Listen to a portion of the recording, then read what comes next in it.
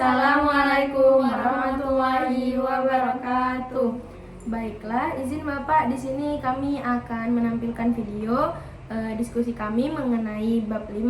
Saya Nabil Adini dengan NIM A1D1250047. Saya Rara Konsa Aulia dengan NIM A1D1251158. Saya Niasa Fitri dengan NIM A1D1250087. Baiklah, di sini kami akan memulai sesi diskusi kami. Ya.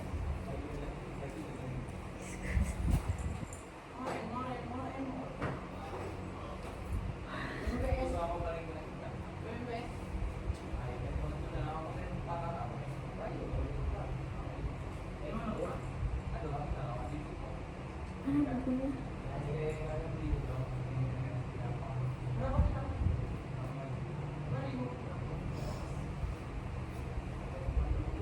Bab 5 itu metode dan strategi pendidikan Islam di sekolah dasar.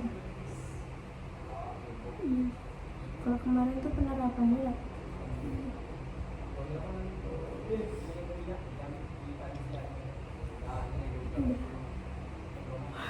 Nomor 43.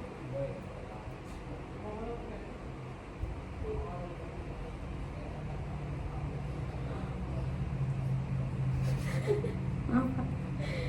Mana bab 4-nya? Bab 5. Halaman 43. Nah, bab 5, metode dan strategi pendidikan Islam di sekolah. Kamu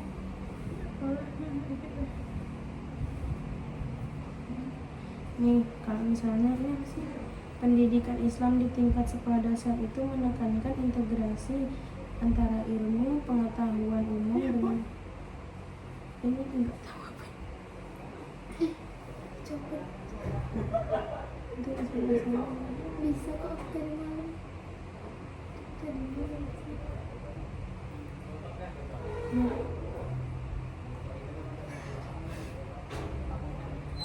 Apa sih ini? Jadi, pendidikan Islam di tingkat sekolah dasar itu menekankan integrasi antara ilmu pengetahuan umum dengan nilai iman, akhlak, dan ibadah. Untuk mencapai tujuan ini, guru itu memerlukan metode dan strategi yang sesuai dengan karakteristik perkembangan anak usia. Jadi kayak nggak asal-asalan gitu, kayak harus punya strategi gitu kan, biar nanti pembelajarannya itu kayak jadi efektif kayak gitu. Terus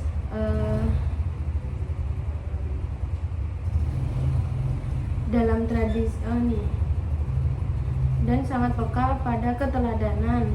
Dalam tradisi Islam, dakwah dan pendidikan berjalan dengan hikmah, kebijaksanaan praktis, mau izah hasanah, nasihat yang lembut, dan dialog santun. Ini ada ayatnya dalam Quran surah An-Nahl itu, serulah manusia ke jalan Tuhanmu dengan hikmah dan pelajaran yang baik, serta bantahlah mereka dengan cara yang terbaik. Ketepatan menempatkan sesuatu pada tempatnya. Al-Qutubi menyatakan mau'izah hasanah menuntut empati pada kondisi sasaran berguru ini. Maksudnya, suruhlah manusia ke jalan Tuhanmu dengan hikmah. Ayo, dibahas. Dan pelajaran yang baik serta Bantahlah mereka dengan cara yang terbaik.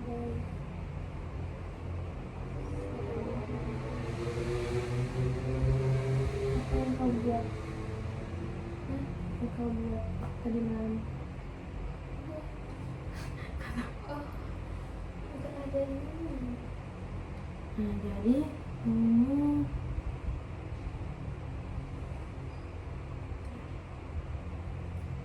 Hikmah itu adalah ketetapan menempatkan sesuatu pada tempatnya. Kalau Qurtubi menyatakan mau'izah hasanah menuntut empati pada kondisi sasaran. ada tanda.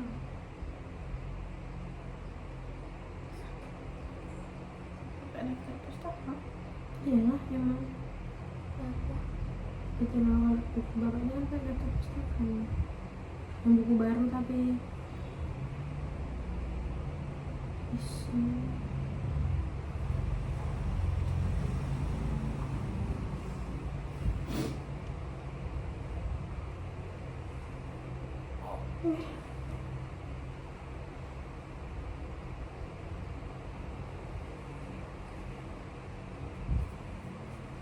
Hmm.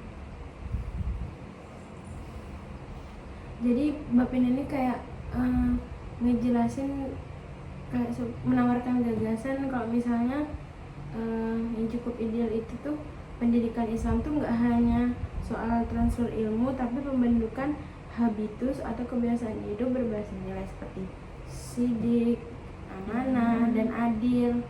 Nah, jadi menariknya tuh di sini tuh nilai ini tuh nggak diajarin secara verbal saja, tetapi dengan metode yang terlihat dan bisa dilacak, misalnya kayak lewat rubik, log, data, atau pembiasaan harian. Oke, dipraktekin.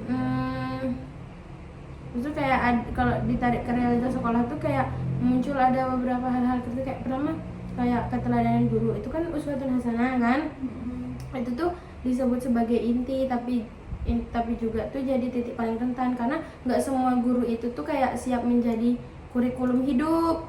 Kadang kan ada kan guru yang dia gimana ya, tidak bisa dijadikan contoh kayak gitu, tapi padahal jadi guru itu emang harus memberikan contoh kayak gitu. Nah,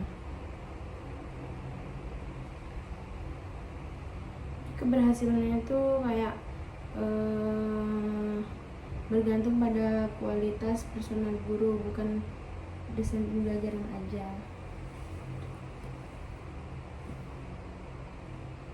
Terus tuh konsep kedua, itu konsep pembiasaan memang kuat untuk anak SD, tapi ada risiko menjadi rutinitas tanpa makna. Misalnya tuh kayak doa, refleksi, atau kegiatan harian tuh bisa berubah jadi formalitas kalau tidak disertai pemahaman, kayak bagaimana memastikan pembiasaan tetap reflektif, bukan sekedar repetitif. Jadi itu kayak jadi itu ada tindakannya tapi tidak ada maknanya gitu. Terus tuh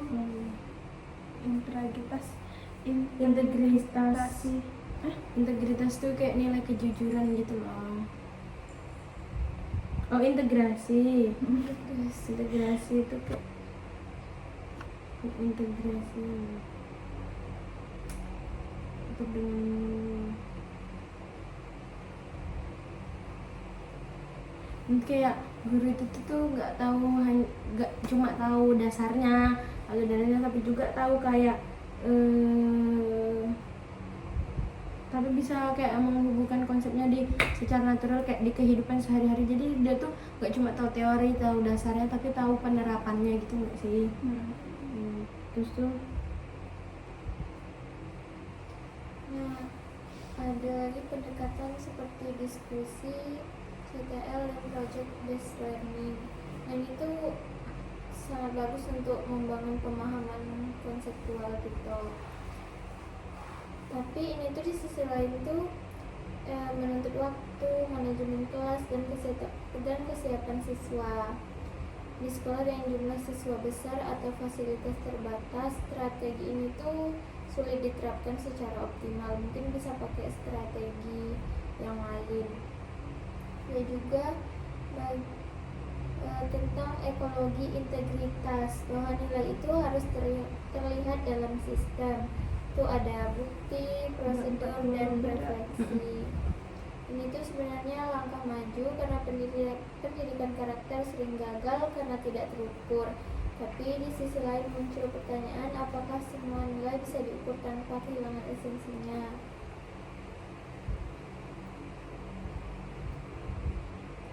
Nah, dari diskusi itu kita bisa diarahkan ke beberapa poin. Itu ada apakah pendidikan karakter itu lebih efektif melalui pembiasaan atau pemahaman kritis, sejauh mana guru mampu menjadi teladan dalam sistem pendidikan saat ini, apakah integrasi ilmu dan iman realitas di semua mata pelajaran, dan bagaimana menyeimbangkan antara penilaian terukur dan keaslian nilai moral.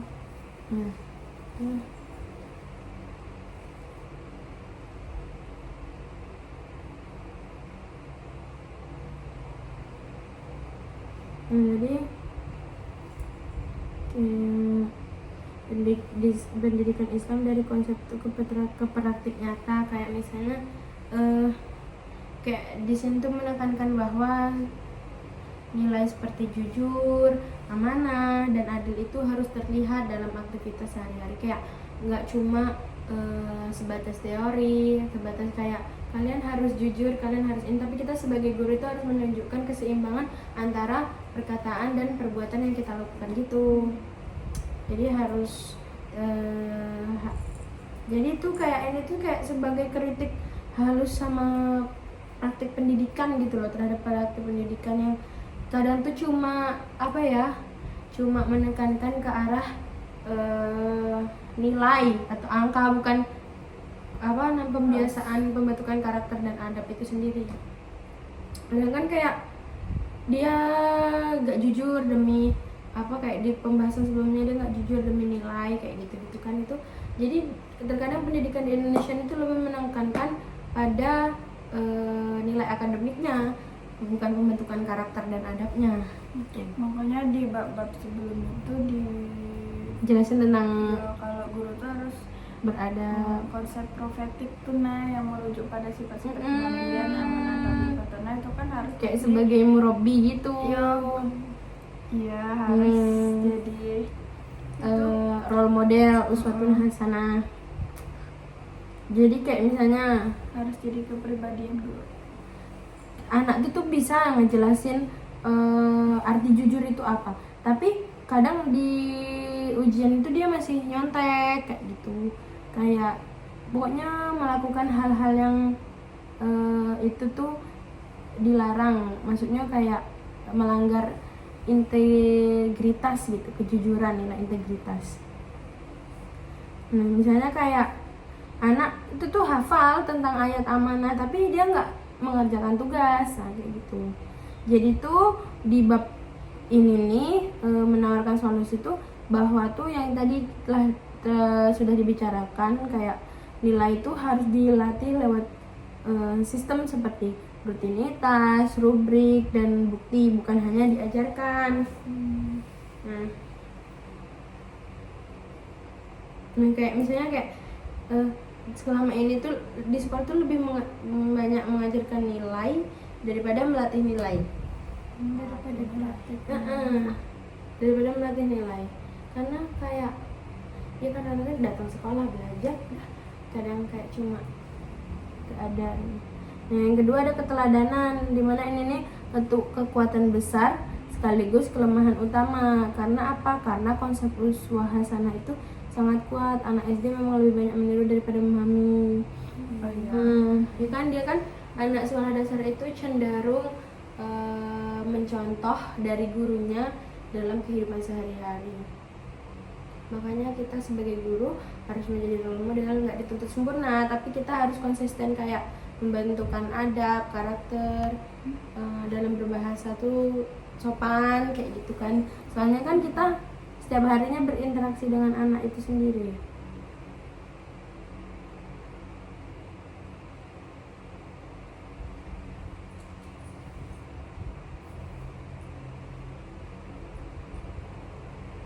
Tapi kadang tuh di realitanya kan guru tuh juga manusia ya. Kadang dia bisa capek nggak sih? Bisa capek, iya bisa capek, bisa lelah. Terus kadang juga sekolah tuh nggak mendukung adanya kayak gimana ya? Kayak ya udah masuk sekolah aja, masuk kelas, habis itu balik gitu. Nah kayak nggak ada mendukung kayak apa ya? Transparansi. Kadang sekolah aja nggak jujur soal kayak nilai-nilai kita kayak gitu kan. Kadang kayak dia belum bisa baca tapi udah dinaikin kayak gitu. Dulu kalian kalau lomba antar SD tuh kalian sering dicurangin nggak? Seharusnya kalian juara kalian juara 1 malah juara 3. Iya sering, biasanya kayak yang nggak ada kayak penilaian kalau misalnya olimpiade itu kan ada hasilnya enggak sih dari kita mengerjakan itu, pasti yang menang yang kayak gitu. Nah tapi yang nggak nampak kayak misalnya nari, nyanyi, nah yang nggak ada angkanya langsung gitu loh, Kalau kayak olimpiade itu tuh jarang sih, soalnya kayak mungkin nggak tahu ya dia di bagian apa curangnya, mungkin dari soal, tahu soalnya atau kayak gimana. Ya aku dulu udah SN kan nari. Kami tuh tahu seharusnya kami tuh juara 1, tapi jadinya juara 3. Nah iya kayak gitu kadang, Tapi kok gurunya pada diam-diam kayak gitu ya? karena kadang tuh guru tuh males gitu loh, kayak percuma juga kayak gitu loh. Kadang tuh ya udah kayak gitu, males kadang orang. Gurunya tuh kayak gitu, gimana nak ngasih tantangan? Nah itu sebagai guru harus menjadi tanggung jawab.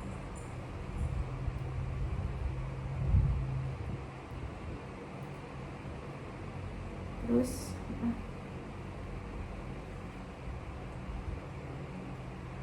kayak pembiasaan antara habit dan komunitas.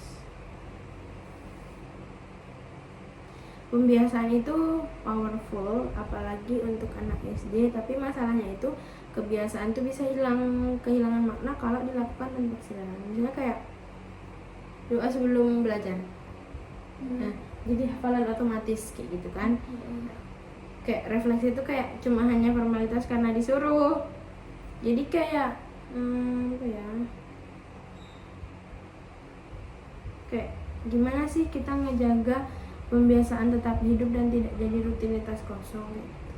Karena kan berdoa tuh kayak udah karena emang biasanya berdoa gitu. Nah, bukan karena emang aku mau berdoa kayak gitu loh. Iya sih itu termasuk pembiasaan, tapi kurang mendalam, Kurang dipahami. kayak bukan hanya diulang gitu loh, tetapi kayak emang benar-benar gitu kan. Terus yang keempat tuh ada integrasi ilmu dan iman.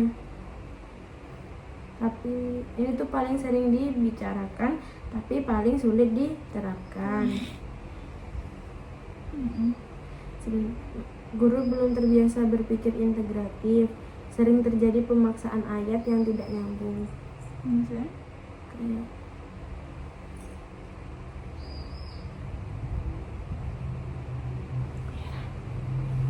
Cucuk tuh. Cucuk tuh. Aku nak cucuk kaki aku. Ngambil ini sih. Kulit kasar. metode aktif, diskusi, CTL project based learning. Nih kayak itu tuh kan udah ada sih kayak metode-metode yang bagus gitu kan untuk bangun pemahamannya, tapi tantangannya kan ada kelas besar, ada muridnya. Kayak aku dulu pas SMP itu satu kelas 40 orang karena kami kayak kekurangan gedung gitu loh. Jadi ya kami ada 2 kelas, A sama B, aku kelas B. Jadi di kelas A sama B itu udah penuh semua, kayak kelas aku aja satu kelas tuh 40 orang, jadi kayak pembelajarannya itu kurang efektif. Jadi kayak nggak bisa lah kita mau buat kayak yang apa sih metode-metode kayak gitu kan, karena susah ngekondisiin kelasnya itu tadi kan. Karena nggak semua siswanya tuh aktif, kadang kayak ada yang bolos lah, ada yang cuma ngobrol-ngobrol di belakang, ada yang kayak gitulah. Nah jadi banyak kayak guru tuh jadinya balik lagi ke metode kayak ceramah kayak gitu. Nah jadi ya makin bosen gitu. Tapi kelasnya tuh juga banyaknya. Iya. Mas orangnya. Solusi atau beban baru.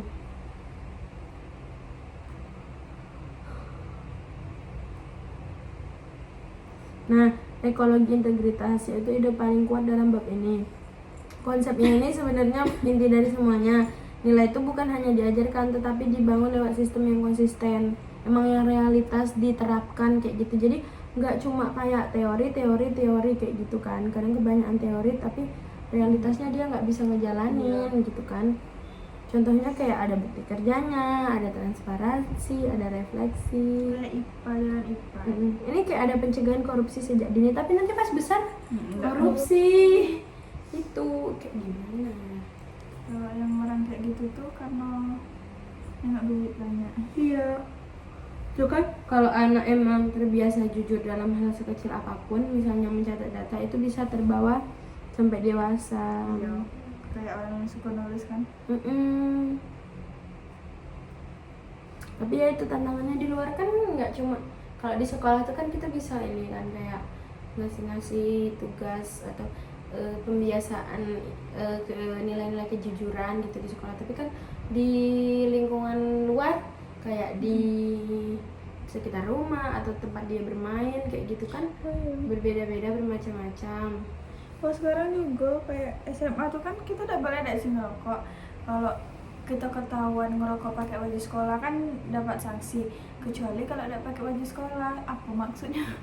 Kayak masa cuma pas pakai seragam? Iya, aku kayak gitu di sekolah aku kayak gitu. Semua Kalau sekolah lah. iya, kalau kamu mau ngerokok jangan pakai seragam SMA. Berarti kayak dari situ aja udah nunjukin bahwa kayak guru tuh harusnya bukan gimana ya?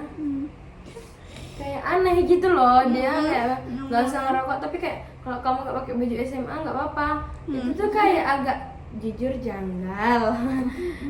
Berarti tidak apa-apa merokok. Kayak harusnya guru tuh kayak kamu kayak ngasih tahu lah ya serealitanya kayak kalau misalnya rokok tuh nggak sehat, apalagi kayak itu kan buat candu juga dak sih. Ada nikotin ya? Nikotinnya kayak vape pot gitu. Terus kayak ya nah itu yang harus dirubah dari guru-guru yang ada di Indonesia ini. Bahwasannya kalau misalnya bilang gitu ke murid ya harusnya nggak bilang kayak gitu nah kalau kamu mau jalan sama cowokmu jangan pakai baju sekolah. Nah berarti kan secara nggak langsung tuh mengajarkan bahwa kita kalau mau melakukan sesuatu seperti merokok dan lain sebagainya itu tidak apa-apa asal tidak memakai baju sekolah. Padahal itu perilaku yang tidak baik, seperti merokok kan merusak kesehatan. Tetapi guru-guru tuh ya, kamu nggak mau ngerokok tapi jangan pakai seragam. Nah itu sama aja mengajarkan. Iya nggak sih? Niatnya tidak mau sekolah buruk tapi itu tetap Iya. Kenal lah orang. Iya. iya lagi. Tapi kayak gitu secara nggak langsung ngajarin yang buruk kan? Iyalah. Aneh juga dah. Cuma kayak untuk menaikkan image, untuk menjaga image sekolah. Tapi sih kalau Caranya salah. menurut aku mungkin sekolahnya kayak kalau emang nak mau ngatur niat sampai ndak merokok tuh kayaknya ndak mungkin gitu. Jadi salah satunya yaitu jangan pakai baju sekolah tapi tetap salah.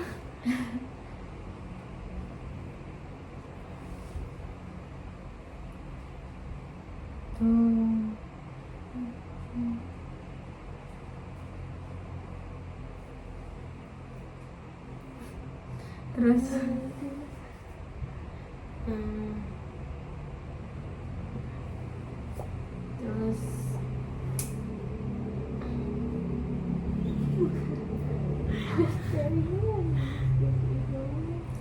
terus tuh kayak misalnya kita suruh pakai kalau di gimana ya banyak di sekolah kayak jadi ada dulu di sekolah tuh ibu itu tuh sering nyuruh kita pakai karena sekolah Islam gitu kan ya memakai kaos kaki yang panjang sampai betis. Terus pakai kalau di sekolahku tuh kayak pakai apa sih celana gitu loh dalamnya legging gitu, pakai ciput Stocking. kayak itu kan. Tetapi yang menyuruh kami itu menggunakan kaos kaki pendek mata kaki.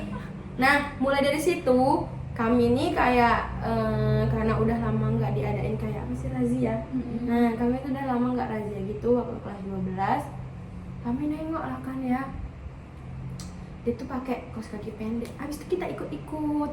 Nah itu harusnya kayak apalagi anak SD, anak SMA aja kayak gitu, apalagi anak SD ngikutin gurunya kan. Nah kayak ibu aja kayak gitu, masa kita nggak kayak gitu kan. Nah itu yang kayak SMA yang udah ngerti aja dia kayak masih ikut-ikut yang gurunya yang udah lebih dari kita gitu, role modelnya. Apalagi anak usia dini yang setiap harinya yang ngeliat gurunya itu kayak mana lah cara berpakaian gurunya.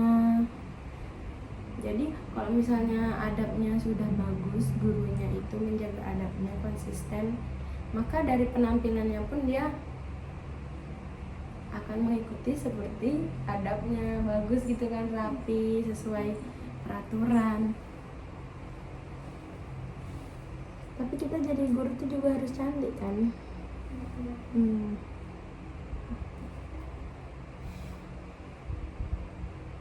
Biar nggak bosan muridnya. Udara nggak sih 30? Iya udahlah, nggak puas. Nanti Bapak. Ditengok ya. Nggak kesini kesini. Nah jadi gitu. Itu tuh kan di bab 5 itu ada ayat Al-Quran. Apa nih, biar aku yang ngaji. Di bab 5 tuh ada tentang apa tadi nih, di bagian pendahuluan itu nih, ad'u ila sabili rabbika bil hikmati wal mau'izatil hasanati wajadilhum billati hiya ahsan. Itu pada Quran surah An-Nahl ayat 125, yang dimana artinya itu, serulah manusia ke jalan Tuhanmu dengan hikmah dan pelajaran yang baik, serta bantahlah mereka dengan cara yang terbaik. Nah, menurut Ibn Kathir itu tuh hikmah itu tuh kayak ketepatan dalam menempatkan sesuatu pada tempatnya. Al-Qurtubi juga menyatakan mau'izah hasanah itu menuntut empati pada kondisi sasaran. Bagi guru SD ini berwujud pada pilihan metode yang proporsional, bahasa yang ramah anak, dan urutan pembiasaan yang bertahap. Nah, itu juga pada bagian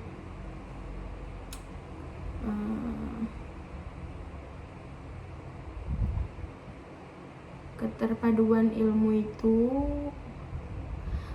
pada prinsip metode pendidikan ini kan ada banyak prinsipnya, kayak berorientasi pada fitrah anak, keterpaduan ilmu dan iman, keteladanan atau suasana, dan keseimbangan kognitif, afektif, psikomotorik, ada tadarruj atau bertahap, terus ada tabayun. Nah, metodenya ini dia banyak, kayak metode keteladanan, kayak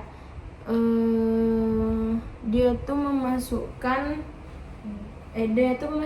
memastikan definisi dan dalil bahwa Nabi Muhammad itu adalah uswah hasanah terbaik bagi guru. Itu ada pada Quran surah Al-Ahzab ayat 21, yang ayat itu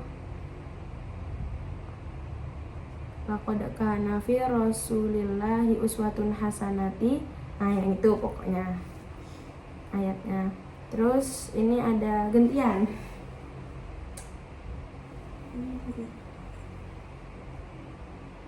Ada cerita, ada metode pembiasaan. Ini ada metode pembiasaan, itu definisi dan dalilnya adalah kebijakan dibentuk oleh repetisi bermakna yang menempel pada rutinitas harian.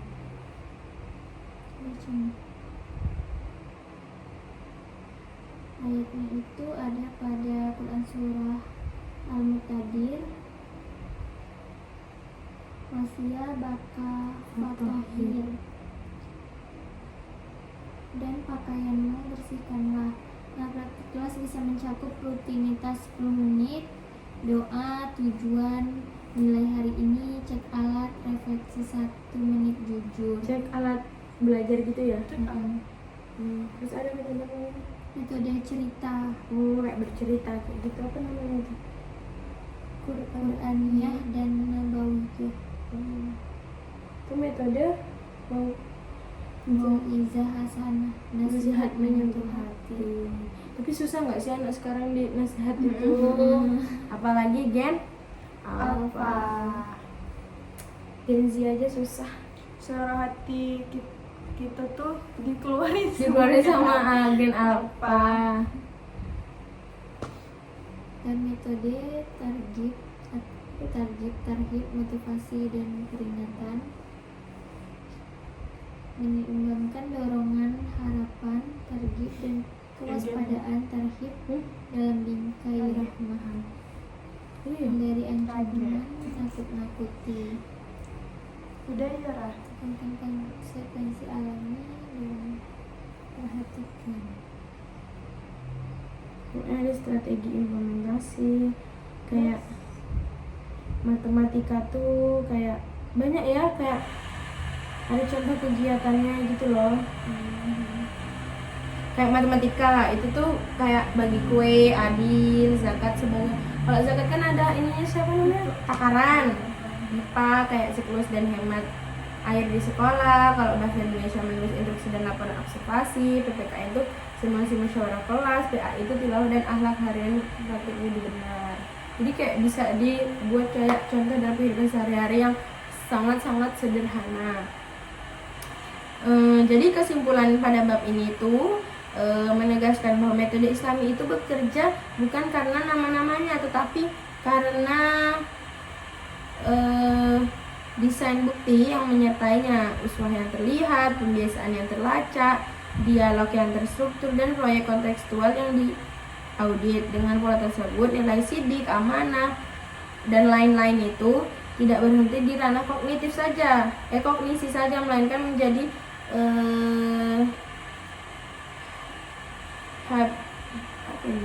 habitus sehari-hari. Jadi metode strategi pendidikan di sekolah dasar itu harus menyentuh akal, hati, dan pikiran. Jadi kita pokoknya sebagai guru itu harus menjadi uswatun hasanah, contoh yang baik. Tidak harus sempurna, tetapi harus konsisten dari mentaati aturan, kejujuran dan penilaian, terus dan lain sebagainya. Sekian saja diskusi yang bab 5 ini. Apabila ada kesalahan kata, ucapan, kami mohon maaf yang sebesar-besarnya. Wassalamualaikum warahmatullahi wabarakatuh.